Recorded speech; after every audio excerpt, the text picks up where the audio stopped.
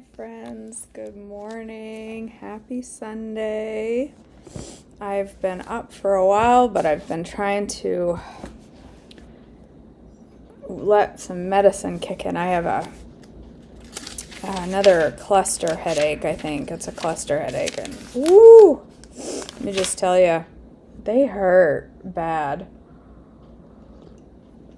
Feels like somebody drove an axe pick right into your head, right in one spot, and makes my eyes like twitchy and makes my forehead feel twitchy. I don't even know how to explain it, but it is painful. So I think my double dose of ibuprofen and Tylenol has finally kicked in enough that I can read, but hopefully I won't stumble over my words. All right, March 5th, the water of purification, Numbers 19, 1 through 22. The Lord said to Moses and Aaron, "Here is another legal requirement commanded by the Lord. Tell the people of Israel to bring you a red heifer, a perfect animal that has no defects and has never been yoked to a plow. Give it to Eleazar the priest, and it will be taken outside the camp and slaughtered in his presence. Eleazar will take some of its blood on his finger and sprinkle it 7 times towards the front of the tabernacle. As Eleazar watches, the heifer must be burned, its hide, meat, blood, and dung. Eleazar the priest must then take a stick of cedar, a hyssop branch, and some scarlet yarn and throw them into the fire where the heifer is burning. Then the priest must wash his clothes and bathe himself in water. Afterward, he may return to the camp, though he will remain ceremonially unclean until evening. The man who burns the animal must also wash his clothes and bathe himself in water, and he too will remain unclean until evening. Then someone who is ceremonially clean will gather up the ashes of the heifer and deposit them in a purified place outside the camp.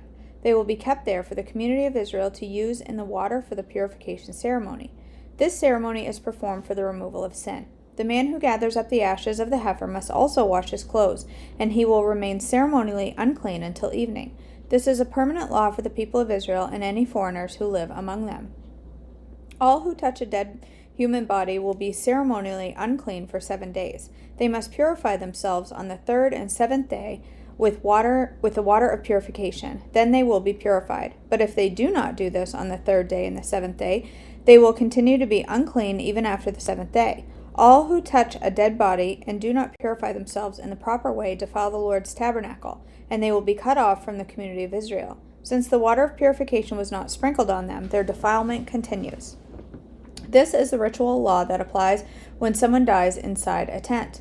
All who enter that tent and those who were inside when the death occurred will be ceremonially unclean for 7 days. Any open container in the tent that was not covered with a lid is also defiled. And if someone in an open field touches the corpse of someone who was killed with a sword or who died a natural death, or if someone touches a human bone or a grave, that person will be defiled for 7 days. To remove the defilement, put some of the ashes from the burnt purification offering in a jar and pour fresh water over them. Then someone who is ceremonially clean must take a hyssop branch and dip it into the water. That person must sprinkle the water on the tent, on all the furnishings in the tent, and on the people who were in the tent, also on the person who touched the human bone, or touched someone who was killed, or who died naturally, or touched a grave. On the 3rd and 7th days, the person who is ceremonially clean must sprinkle the water on those who are defiled. Then on the 7th day, the people being cleansed must wash their clothes and bathe themselves, and that evening they will be cleansed of their defilement. But those who become defiled and do not purify themselves will be cut off from the community, for they have defiled the sanctuary of the Lord. Since the water of purification has not been sprinkled on them, they remain defiled. This is a permanent law for the people. Those who sprinkle the water of purification must afterward wash their clothes, and anyone who touches the water used for purification will remain defiled until evening. Anything and anyone that a defiled person touches will be ceremonially unclean until evening. Moses strikes the rock, Numbers 20, 1 through 13. In the 1st month of the year, the whole community of Israel arrived in the wilderness of Zin and camped at Kadesh. While they were there, Miriam died and was buried. There was no water for the people to drink at that place, so they rebelled against Moses and Aaron. The people blamed Moses and said, "If only we had died in the Lord's presence with our brothers. Why have you brought the congregation of the Lord's people into the wilderness to die, along with our livestock? Why did you make us leave Egypt and bring us here to this terrible place? This land has no grains, no figs, no grapes, no pomegranates, and no water to drink." Moses and Aaron turned away from the people and went to the entrance of the tabernacle, where they fell face down on the ground. Then the glorious presence of the Lord appeared to them, and the Lord said to Moses, "You and Aaron must take the staff and assemble the entire community.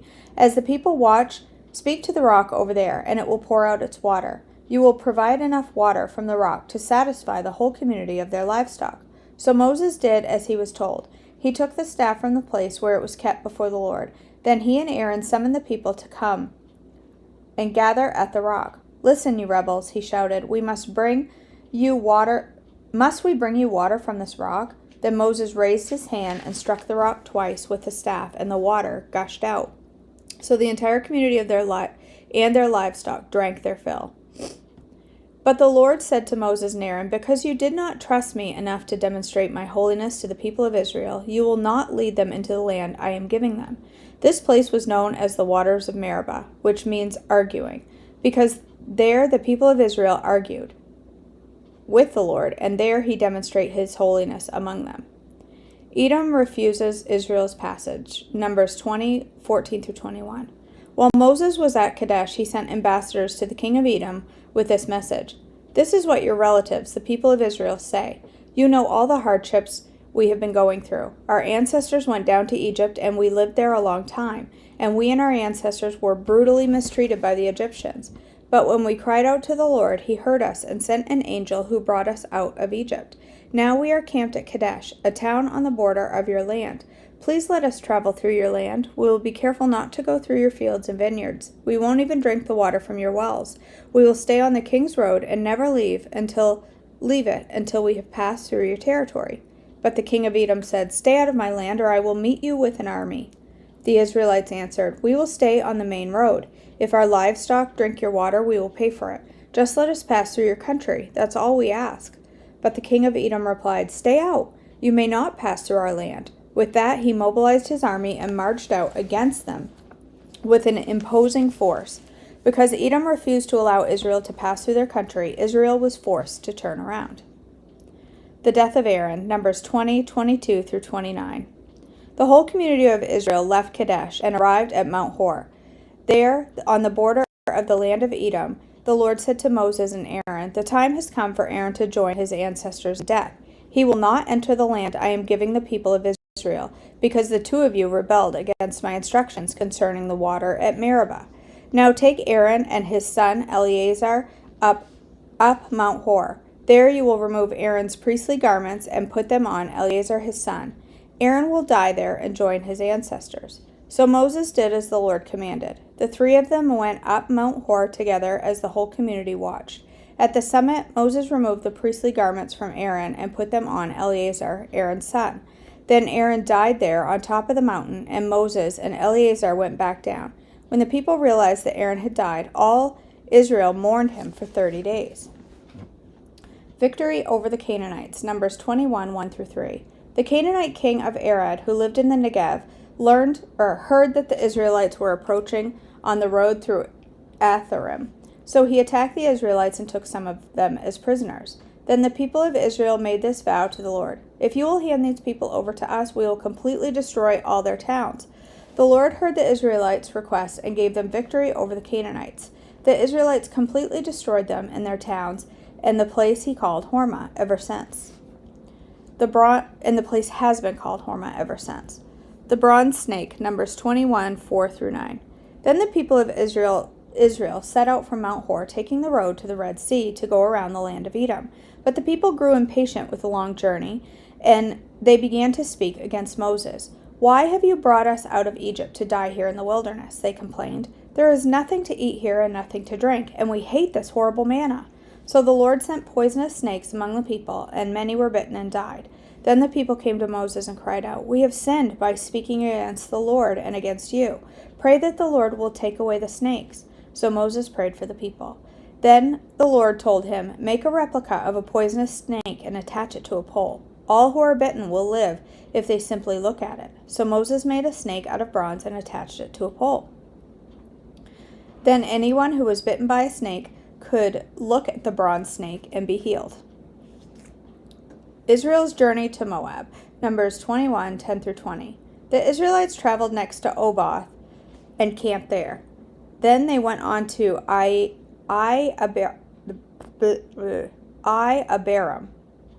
in the wilderness on the eastern border of Moab. From there they traveled to the valley of Zered Brook and set up camp.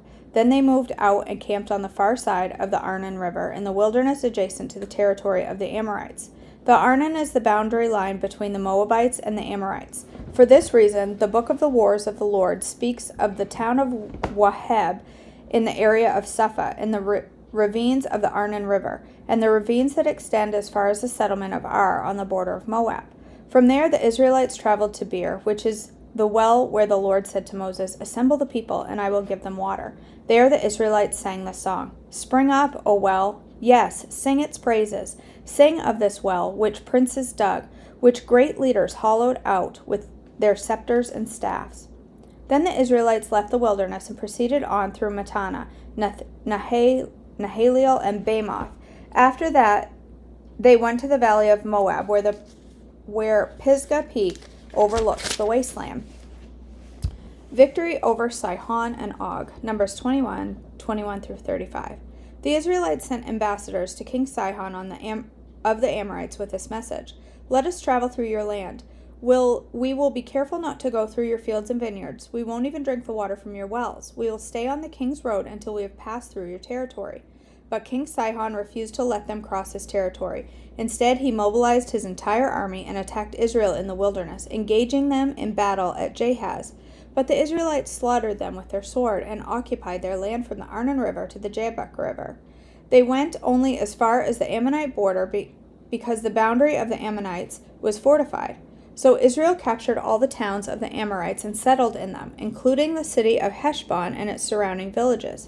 Heshbon had been the capital of King Sihon of the Amorites. He had defeated the former Moabite king and seized all his land as far as the Arnon River.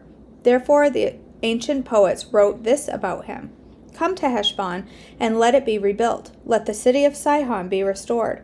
A fire flamed forth from Heshbon, a blaze from the city of Sihon. It burned the city of Ar in Moab. It destroys the rulers of the Arnon heights. What sorrow awaits you, O people of Moab? You are finished, O worshippers of Chemosh. Chemosh has left his sons as refugees, his daughters as captives of Sihon, the Amorite king. We have utterly destroyed them. From Heshbon to Dibon, we have completely wiped them out, as far as Nophah and Medeba." So the people of Israel occupied the territory of the Amorites. After Moses sent men to explore the Jazer area, they captured all the towns in the region and drove out the Amorites who lived there.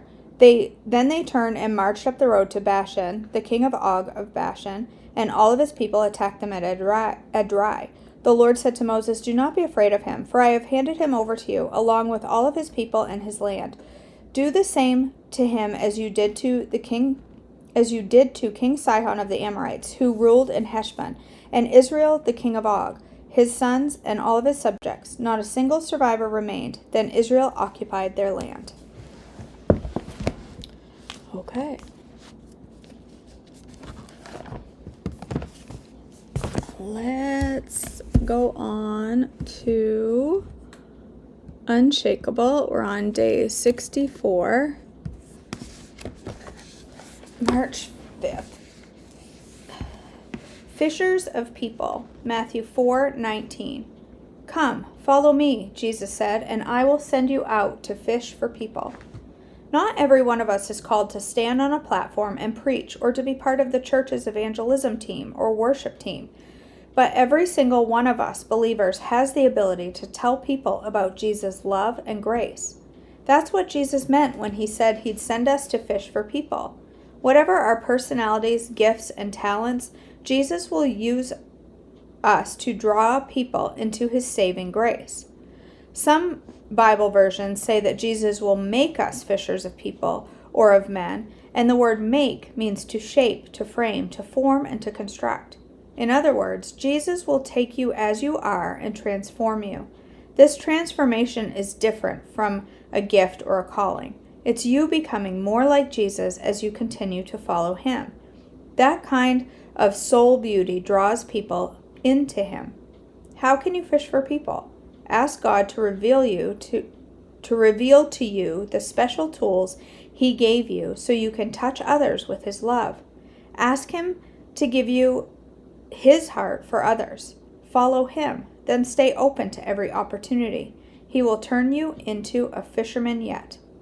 Lord, transform me to be like you so I can draw others into saving hope. Make me ready to share the gospel when someone asks what makes me different.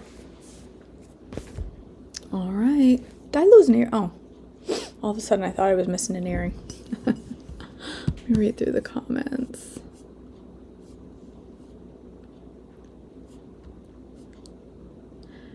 Thank you, Mallory. Yeah, I agree, Meredith. I'm so glad we don't have to do sacrifices anymore. It makes you, we're obviously grateful for Jesus and his sacrifice. But when you really stop and think of all that fulfilled, it's huge. Thank you, Pam. I appreciate that. It's like a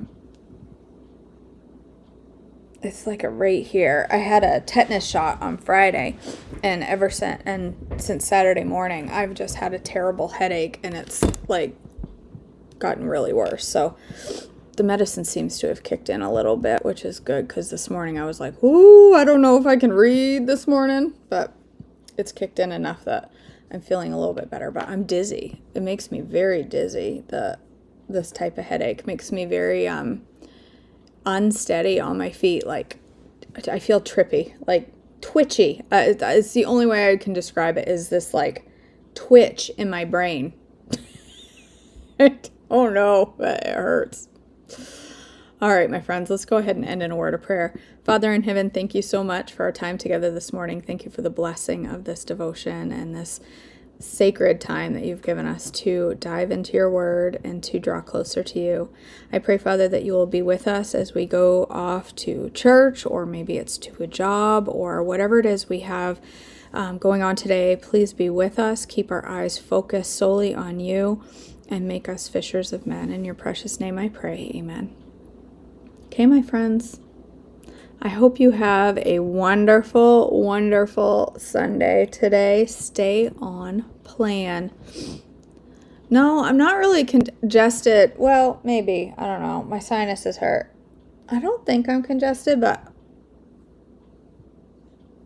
it's just really bad, Meredith. Right here is making my whole head feel weird. It's like right here. It literally feels like somebody hit me on top of the head in like this one spot, and it radiates out. That's why I think it's a cluster headache. I've had them a couple of times. They're like a migraine, only different. They're very directed. So it'll go away. Nothing a little deep-ass breakfast and some television won't help.